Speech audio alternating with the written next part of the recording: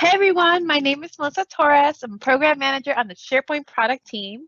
Today, I'll be walking through how SharePoint is ready to power your entire intelligent intranet and how the intranet architecture is a vital piece. I'll be showcasing 4 of the tools you should use on your journey to build a great intranet. If you're wondering where to start and how you should think about your own intranet architecture, that's what this session is for. I'll be highlighting best practices, showing you real-life examples of how we do this ourselves at Microsoft and how some of our customers do it as well. Let's get started.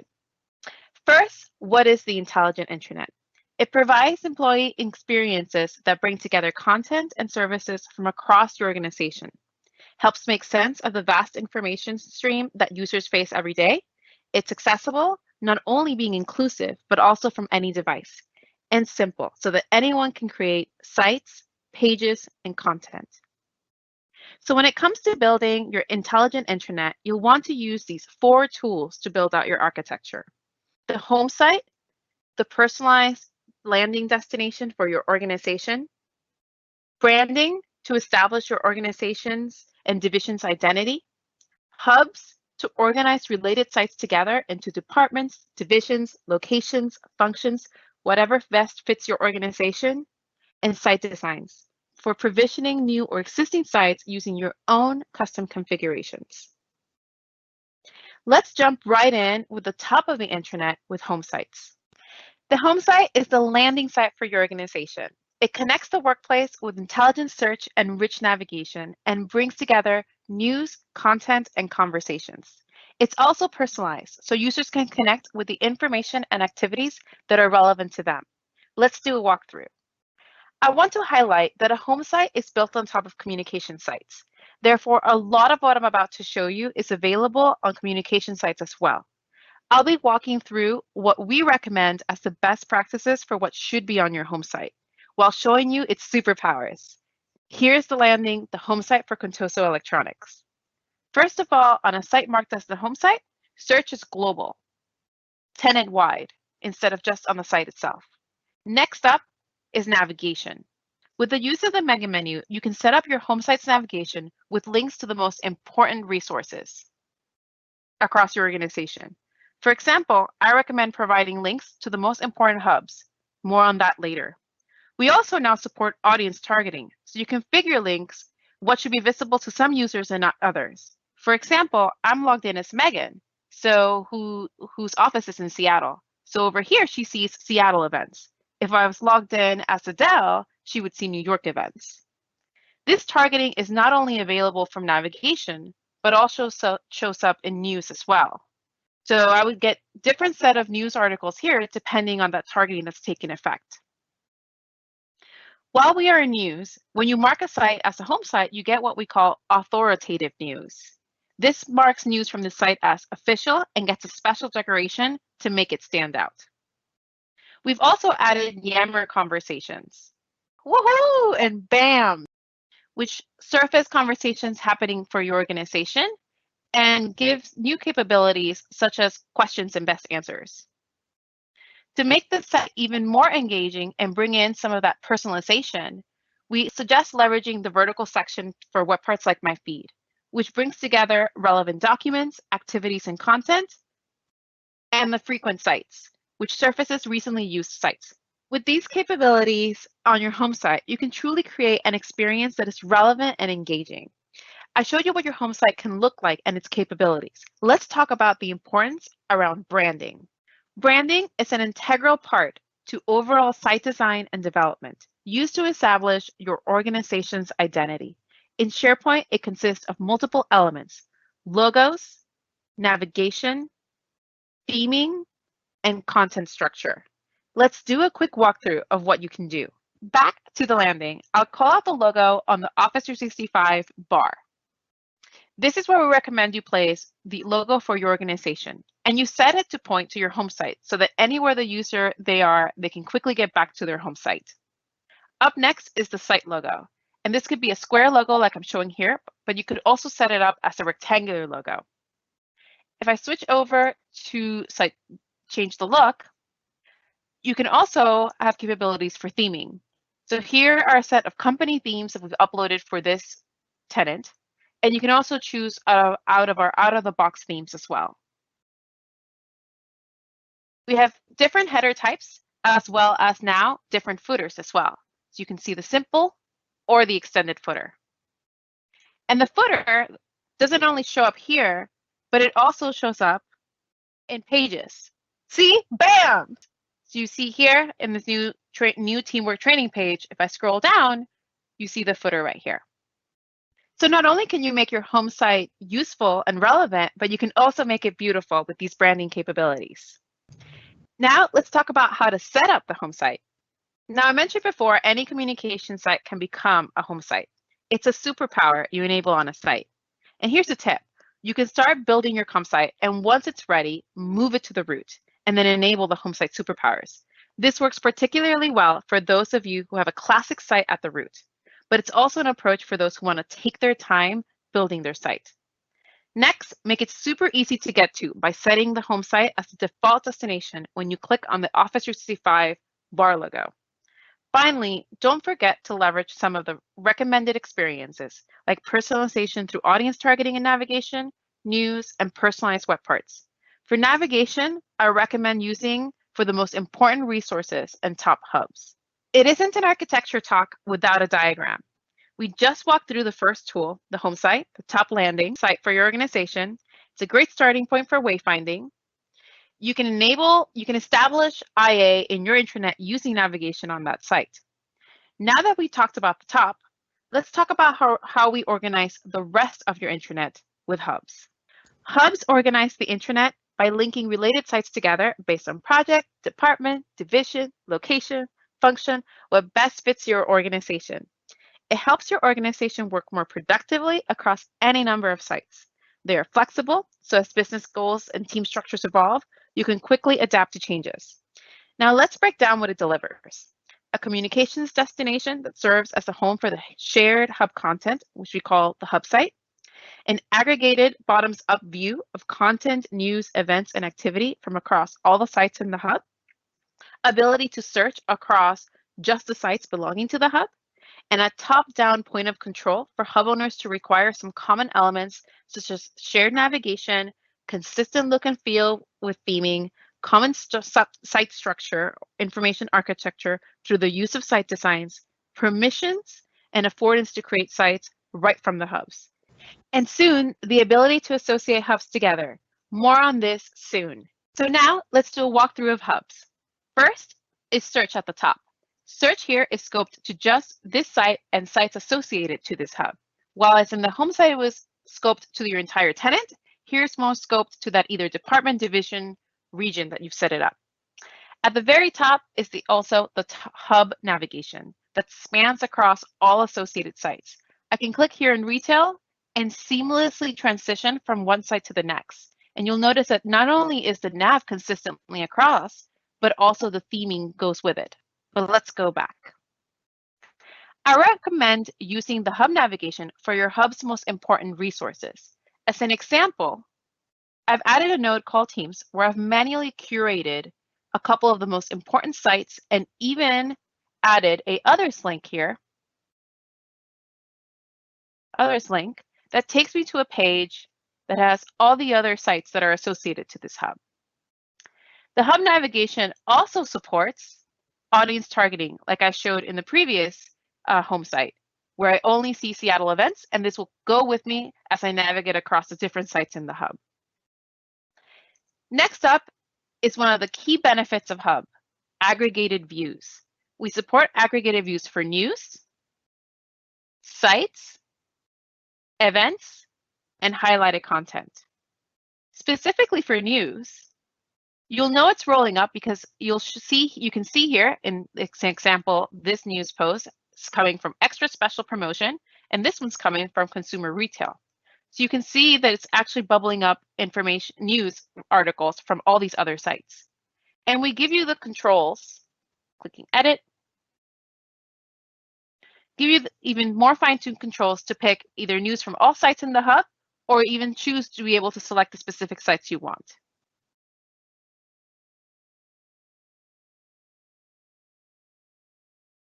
To make it easier to create sites that are part of the hub, you see this Create Site button right here. And so what this will do is allow your users to create sites that are already part of this hub family. So I just walked you through the basics for hubs. Now let's talk about the latest hub enhancements that are coming soon, starting with Hub Analytics. Hub owners can understand how the hub is being used and view the most popular content. The second enhancement is permissions. We're making it easier to centralize visitor permissions across your hub. It's an optional feature hub owners can enable and site owners can opt in or out of. Finally, more improvements to the hub cross-site navigation, from audience targeting to more branding control by letting you remove the hub name so you can only keep the logo to supporting multilingual nodes. Let's see it all in action. Starting with Hub Analytics. Once you've set up your hub, you want to understand how your hub is doing overall. With Hub Analytics, hub owners can see total aggregated data for all sites in the hub, covering total viewers, visits, and popular content across the site in the hub. You can also get a view of sites, news posts, documents, and pages. And so this is obviously why we haven't shipped this yet. Next up, hub permissions. On the hub, you set it up quite easily. Just like you do permissions, you click on the gear and you go to site permissions. You now have this pivot called hub. When you click on that, you'll see that you can enable hub permissions on this site. If you click on, you're able to add a visitors group. And so what this will do is it will allow you to set up a group that now gets stamped across all the associated sites, just like we do for the theming and the navigation. And it's really easy to add any group as you want. So here's an example of me adding marketing. And you can also remove it at any time. Now you're probably wondering, so I set it up with the hub, what does this mean for the associated sites? So let's look at that. So here I am in the consumer retail associated site. It's connected us to the global sales hub. And if I open here and go to site permissions, these are the regular permissions for this current site. But now I have this pivot called hub because my hub has enabled it.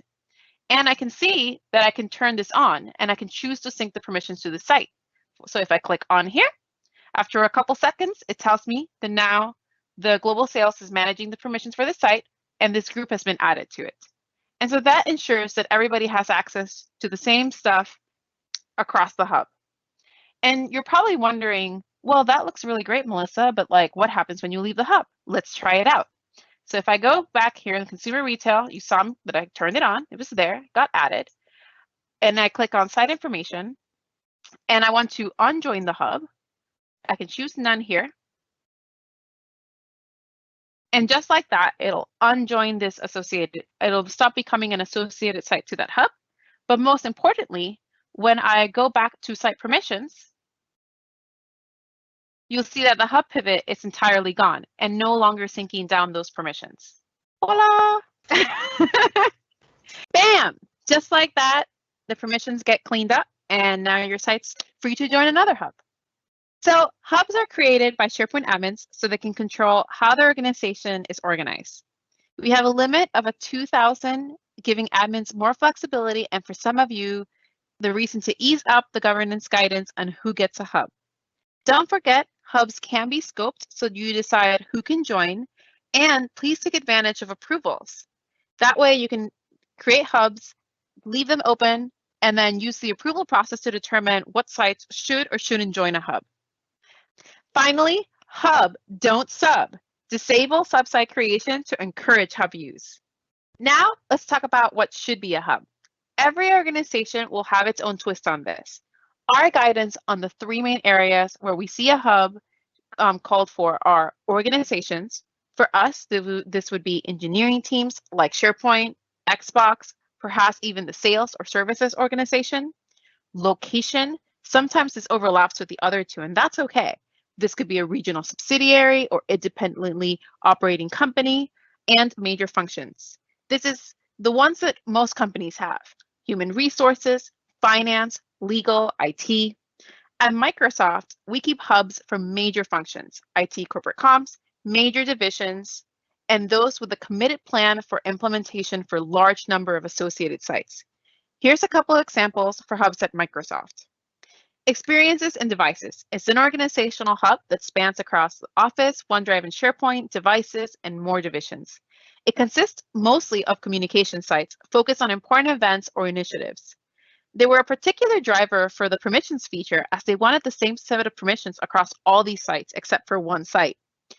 That one site is not open to everybody, and they use audience target in the nav to promote that for managers only. Another example is CSE Web, which is the functional portal for our internal IT organization, and it's more of a hybrid environment.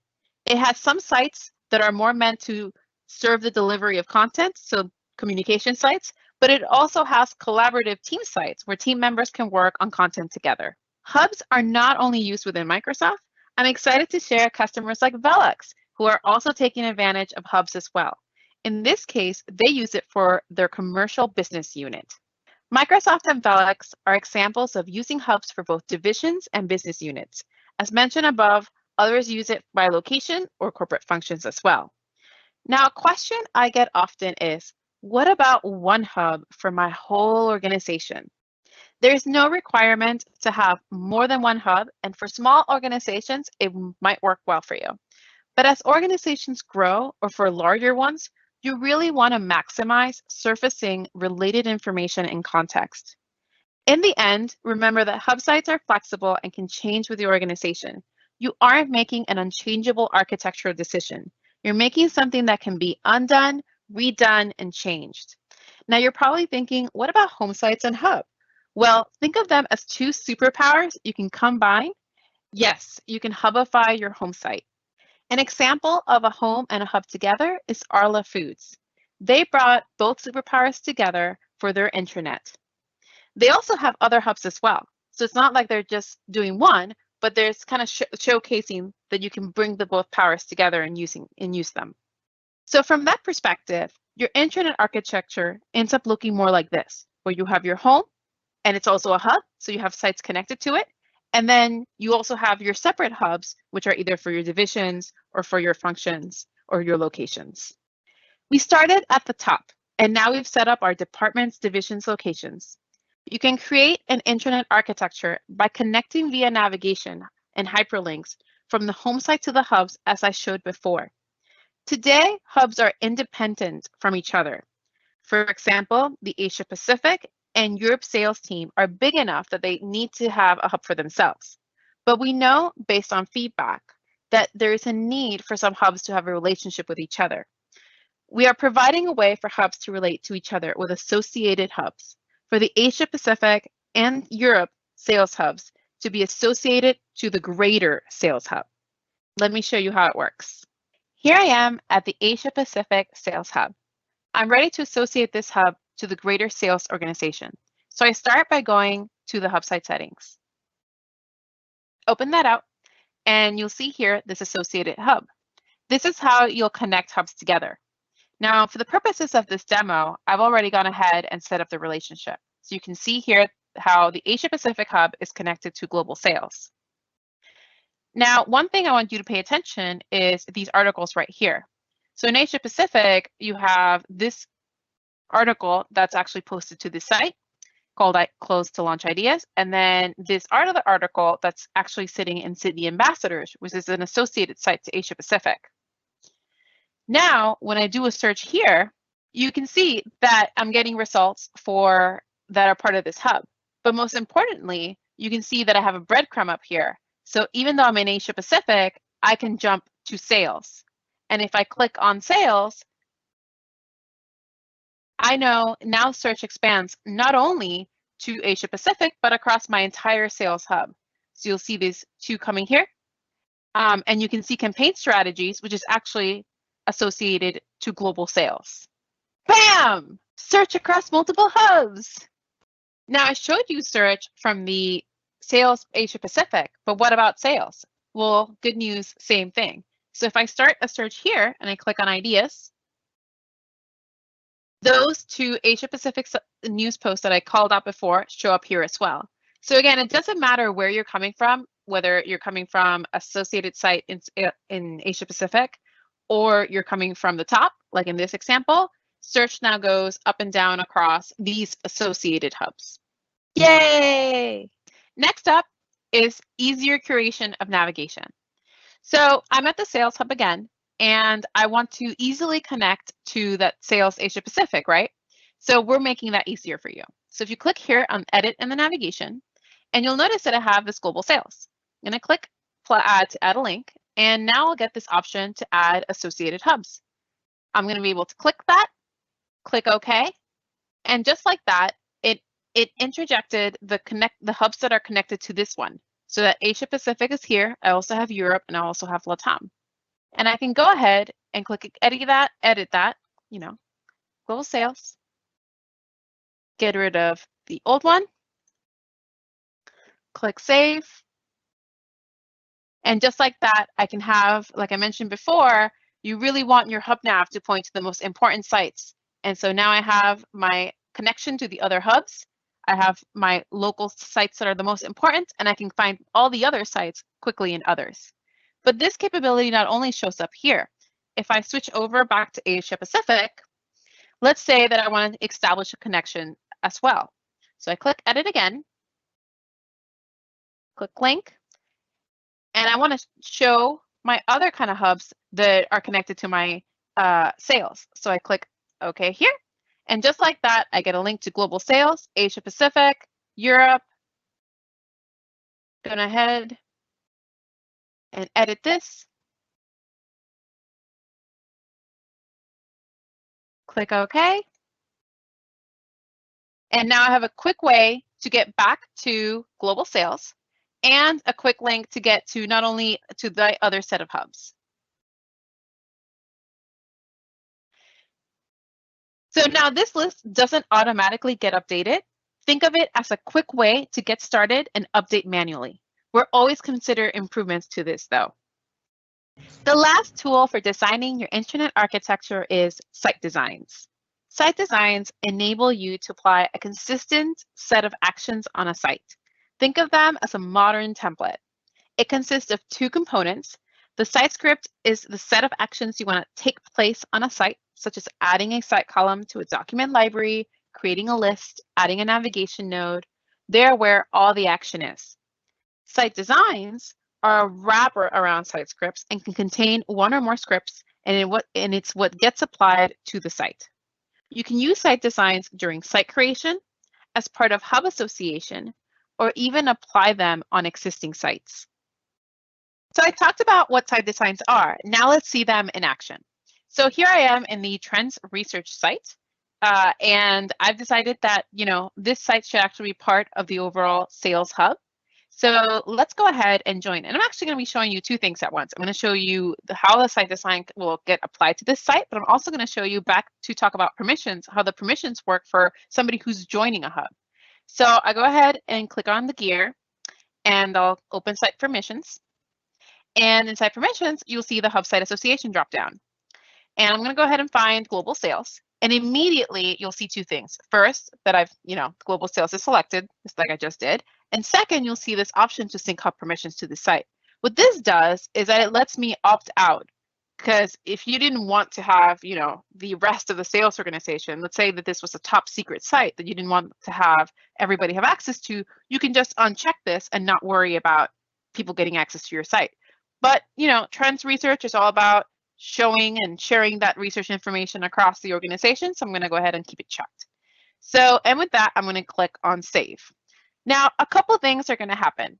First, this site's going to join the hub. Bam! Notice the immediate change. So you'll see the theme change drastically to the green. You'll see the navigation.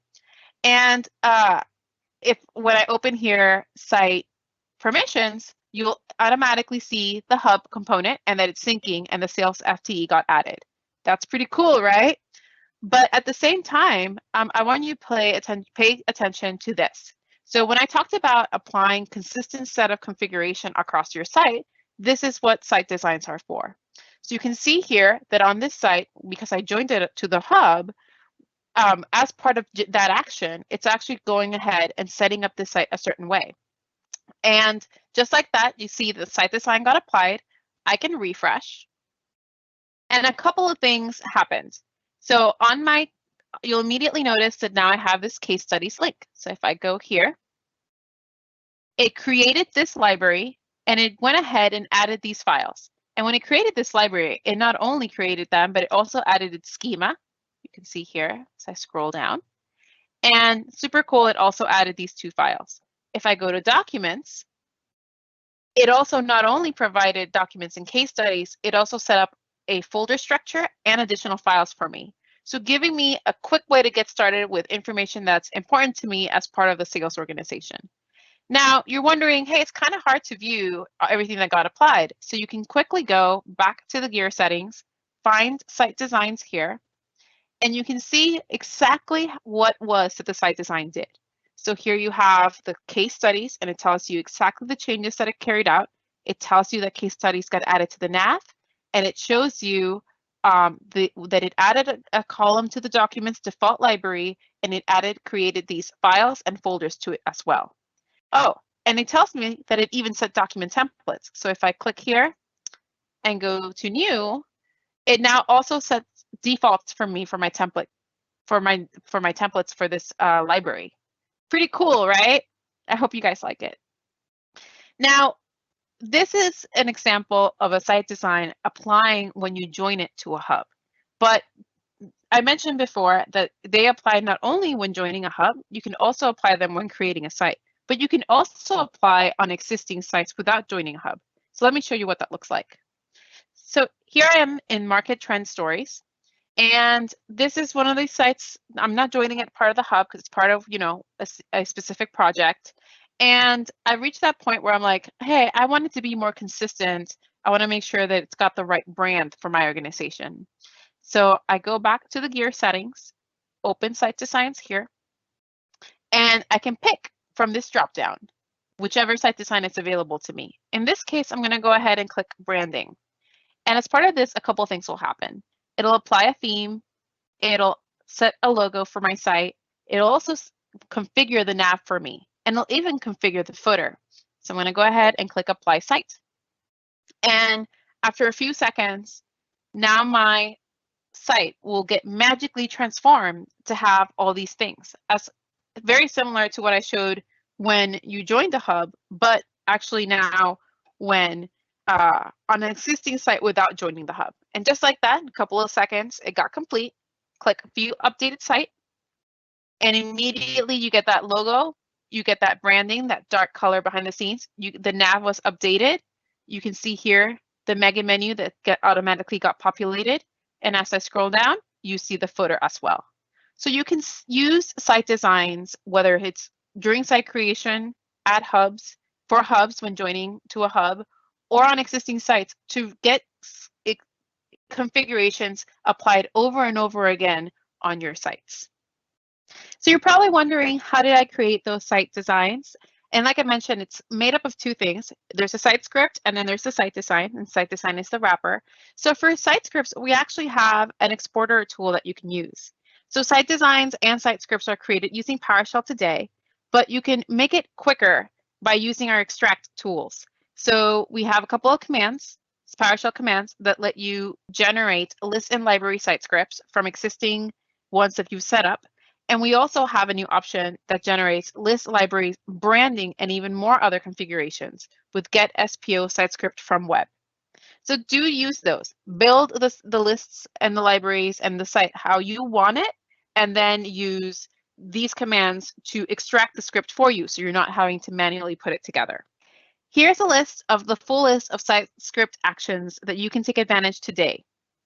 We continue to invest in adding capabilities and new ones, so do come back and check on the new ones that are getting added soon. So to recap everything I just went through in one slide, you'll want to connect the workplace together with the intelligent and rich landing site for your organization using home sites. You'll want to establish identity on your sites using our brand features. You'll want to represent your divisions, departments, regions, and take advantage of cross-site navigation and roll-ups and search with hubs. And then you'll want to drive consistency with your own custom configurations across any number of sites using site designs. Now, this might seem a little bit overwhelming. I get the question a lot of, hey, how do I even get started? What should I consider? So here are some tips for you for getting started with your intranet architecture. First, Think about starting small, tackling one at a time. You can either start at the very top, that works well for some organizations, start with the home site, if that's the most important thing that you can be doing for your organization. Or I really recommend starting with a hub as well. So pick one hub, one department, division, region, which best fits your organization, and use that to serve as use that to go first, and that serves as the showcase for everybody else. A little bit as if you build it, they will come kind of thing. So I find that if you try to do it all at once, you can start getting some analysis paralysis around, hey, but what's the best way? Like, what should be my home site? What should be your hub? So it's better to start start small and tackle one at a time, and then continue to grow. And that's one of the key benefits of the modern SharePoint intranet, is that it's flexible and you can change it anytime. You can create new hubs, you can take away hubs, you can move sites from one hub to the other, you can start with a site that's your root and then create a new site somewhere, create a new communication site, and then have that move over to the root. So there's quite a bit of flexibility. Another key tip is to involve key stakeholders early. So make sure when you're kind of thinking about your intranet architecture, you bring in your corporate communications, you bring your hub owners, you bring IT along as well to think about how you guys want to do this. And I can't stress enough, the reason we build intranets is to connect the workplace together. So make sure you review your plans and test it out with a sample set of users so that you have that confidence when you go live that it'll meet the needs. Now, a question I get very often as well is, how do I move from Classic? How do I think about it? So one key is use navigation for the most important resources. Don't think that everything has to go into navigation. If everything goes into navigation, it can quickly become very overwhelming for folks. So really hone in on what's the most important, and then provide links to other places where they can find more. For example, like I showed at the very beginning, you can use pages to highlight other relevant resources, or you can even include a page where you basically list out all the sites that they have access to. Leverage audience targeting so they can serve more relevant content, both in news and the navigation. And then if you have a ton of sites that are classic, you can use transformation tools to upgrade to modern sites. And I have a link at the end that shows you more information about that. And by the way, if you do have existing sites, do know that you can also join those to the hub. You don't get the full benefits like the hub nav unless you're on a modern page, but you do get some of the others. Now, you've heard me talk quite a bit about how flexible our intranet architecture is, but let me actually show it to you. Here I am in the SharePoint Admin Center, and you're looking at the active sites list. And I went ahead and filtered by one of the hubs called product. So I mentioned before how flexible our intranet architecture is. Well, let me show you how actually flexible it is. So let's say, for example, that there was a reorganization, or we decided that, it turns out that, the division for product research and product development actually makes more sense to go into the sales organization. And we gave them a hub, but as it turns out, it wasn't really the best approach. So we're going to go ahead and rehome these folks. So it's really this easy. So I'm going to go ahead and pick these 4 sites, which are not the hub yet. You can see the hub here. And they all are connected to the product hub, bulk edit, hub association. And I'm going to go ahead and pick sales, because that's the one I like the most for my examples, global sales right here. And just like that, after a couple of seconds, now these sites will transform over to using the Global Sales Hub Association. You can see, just like that, it was done. Now, for my last hub, which is this one, which is currently the hub site, I'm going to go ahead and unregister as a hub site because I don't want it to be a hub anymore. And by the way, we clean up for you. Here's a prompt showing you that. And now it's no longer a hub. And I actually now want to associate it with the hub, global sales. And voila. And just like that, now these other sites that used to be a hub and connected to that are now no longer part of that hub. And so I can filter now to global sales, and it'll show me all the sites that were previously part of global sales and these new ones. So just kind of going to show that it's really not like it's good to get it right, but at the same time, you can be flexible and change it as you needed.